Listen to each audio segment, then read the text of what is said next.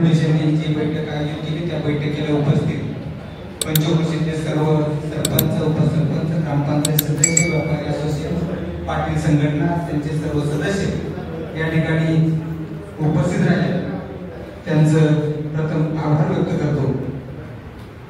DySP साहेबांनी, गायकवाड साहेबांनी ज्या ज्या आपल्याला सूचना दिल्या त्या सूचनांचं नक्कीच आपण पालन करू आणि गायकवाड साहेब त्याबद्दल दुरुस्ती आपल्याला थोडी गरजेची होती की आपण डीवायएसपी साहेबांनी आपल्याला सूचना देऊन नक्कीच गेली, पण त्यानंतर जर निरंतर आपली जी व्यापारी संघटना आहे त्या संदर्भात आपल्या बैठका नेहमी वेळोवेळी व्हायला पाहिजे। त्यामध्ये आपण थोडंसं कमी पडलं कारण त्यामध्ये आपलं संभाषण कमी पडलं आणि त्यामुळे थोडंसं हा प्रॉब्लेम आपल्याला जाणवतो। तरी पण आपण येणाऱ्या दिवसामध्ये आपण सर्व एकत्र येऊन आपण त्या ठिकाणी नक्कीच आपण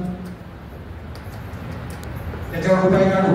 आणि दुसरी एक साहेब गोष्ट अशी आहे की ज्यांनी पण काही कॅमेरे नाही दिले, काहींनी कॅमेरे बसवले पण ते रस्त्याच्या बाजूला केलेले नाही का तर त्यांना पोलिसांची काही लोक दिले ते सारखं कॅमेऱ्याचं आपलं करावं लागेल, त्यासाठी काय करतात त्यांनी कॅमेरे वळवून ठेवले म्हणजे त्यांच्या पुरतं त्यांनी मर्यादित ठेवले।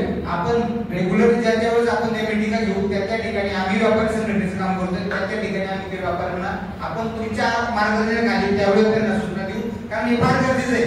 कारण मी बऱ्याच वेळा बघितलं ना ते तर त्यांनी कॅमेरे सगळ्यांनी वळवून ठेवले, आम्ही जातो कधी बघायला त्यामुळे ते लगेच निदर्शन देतात त्यांनी कॅमेरा बंद करून ठेवलेले किंवा शटरला ठेवले याच पद्धतीने त्यामुळे तुमच्या याच्या खाली आपण हे करू।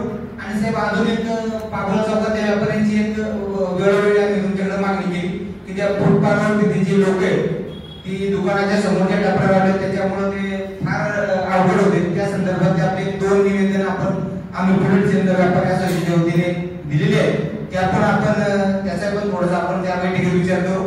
आणि आपण सांगितली त्या संदर्भात रात्रीची जी गस्त आहे ती आता आपल्याला ठेवणं फार गरजेचं आहे, ती गस्त पण घ्यावी लागेल। आणि नंतर जे सराव असोसिएशन त्यांच्या वतीने आपल्याला काय करता येईल का जे बँक आहे त्यांच्या ठिकाणी काय करता येईल का आणि त्यानंतर आम्ही राहिलेलं सर कारण आपल्याकडे सगळी एरिया मोठा आहे, आपल्याला तळेगावच्या त्यापासून तर बजरंग वाटते इकडे केवटी वस्ती तिकडे मंडळ पाडा त्यामुळे आपल्याकडे एरिया मोठा आहे ते काय 2-3 लोकांनी काय होणार नाही।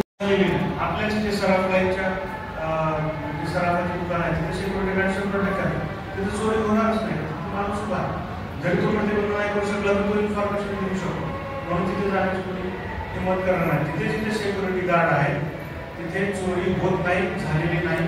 हा आमचा फक्त ह्या इथे 1 वर्षापासून शिक्रापूरला आहे लोकप्रतिनिधी यांची बैठक घेण्यात आलेली आहे आणि या परिसरामध्ये चोरींचं प्रमाण कमी करण्यासाठी त्यांना प्रतिबंध करण्यासाठी लोकसहभागातून सुरक्षा रक्षक नेमणे, CCTV कॅमेरे बसवणे यासाठीचं नियोजन करण्यात आलेलं आहे।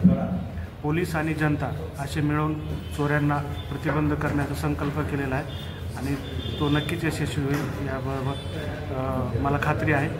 जय हिंद, जय भारत।